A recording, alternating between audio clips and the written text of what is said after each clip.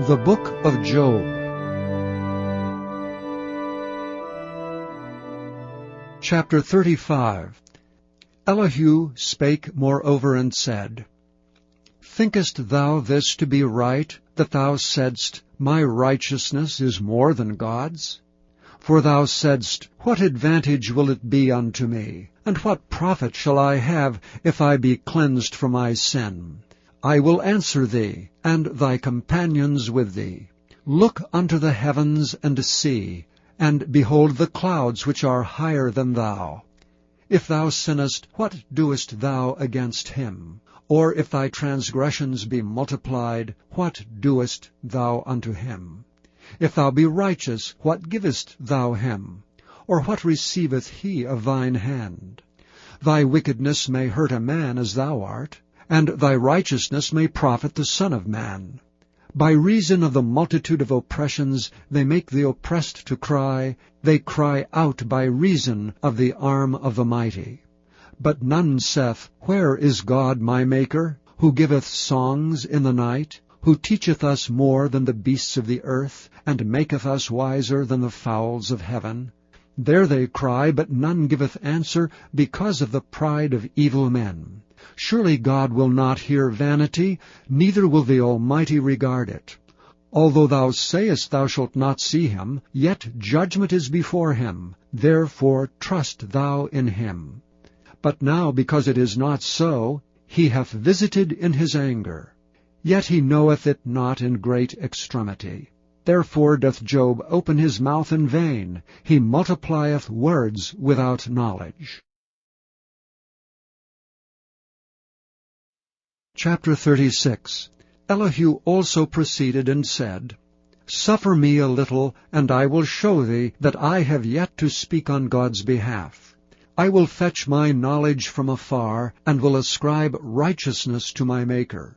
For truly my word shall not be false. He that is perfect in knowledge is with me. Behold, God is mighty, and despiseth not any. He is mighty in strength and wisdom. He preserveth not the life of the wicked, but giveth right to the poor. He withdraweth not his eyes from the righteous. But with kings are they on the throne, yea, he doth establish them for ever, and they are exalted. And if they be bound in fetters, and be holden in cords of affliction, then he showeth them their work, and their transgressions that they have exceeded. He openeth also their ear to discipline, and commandeth that they return from iniquity.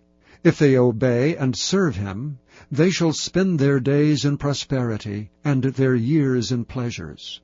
But if they obey not, they shall perish by the sword, and they shall die without knowledge. But the hypocrites in heart heap up wrath. They cry not when he bindeth them. They die in youth, and their life is among the unclean. He delivereth the poor in his affliction, and openeth their ears in oppression. Even so would he have removed thee out of the strait into a broad place, where there is no straightness, and that which should be set on thy table should be full of fatness. But thou hast fulfilled the judgment of the wicked. Judgment and justice take hold on thee. Because there is wrath, beware lest he take thee away with his stroke. Then a great ransom cannot deliver thee. Will he esteem thy riches? No, not gold, nor all the forces of strength. Desire not the night when people are cut off in their place. Take heed, regard not iniquity. For this hast thou chosen rather than affliction. Behold, God exalteth by his power. Who teacheth like him? Who hath enjoined him his way? Or who can say, Thou hast wrought iniquity? Remember that thou magnify his work which men behold. Remember that thou magnify his work which men behold. Every man may see it, man may behold it afar off. Behold, God is great. And we know him not, neither can the number of his years be searched out. For he maketh small the drops of water, they pour down rain according to the vapor thereof, which the clouds do drop and distill upon man abundantly. Also can any understand the spreadings of the clouds, or the noise of his tabernacle? Behold, he spreadeth his light upon it, and covereth the bottom of the sea. For by them judgeth he the people. He giveth meat in abundance. With clouds he covereth the light, and commandeth it not to shine by the cloud that cometh betwixt. The noise thereof showeth concerning it, the cattle also concerning the vapor.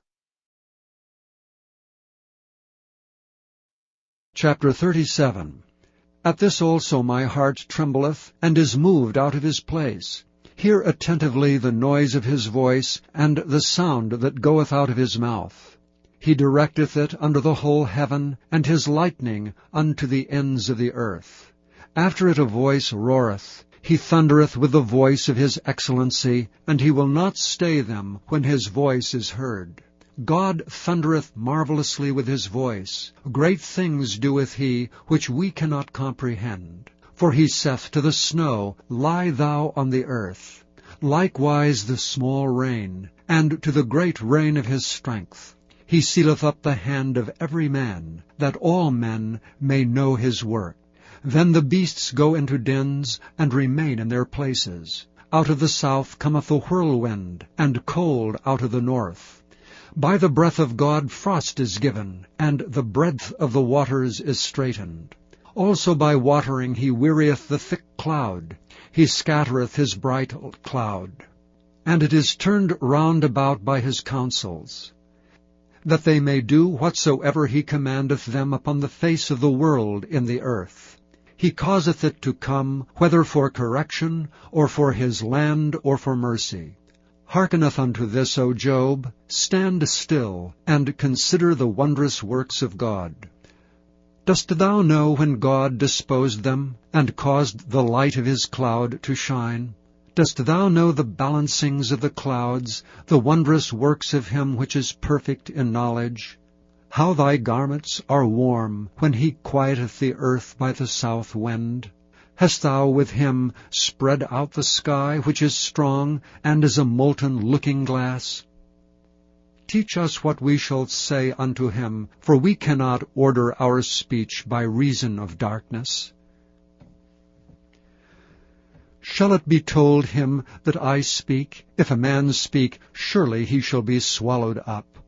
And now men see not the bright light, which is in the clouds, but the wind passeth and cleanseth them. Fair weather cometh out of the north. With God is terrible majesty. Touching the Almighty, we cannot find him out. He is excellent in power and in judgment, and in plenty of justice. He will not afflict. Men do therefore fear him. He respecteth not any that are wise in heart.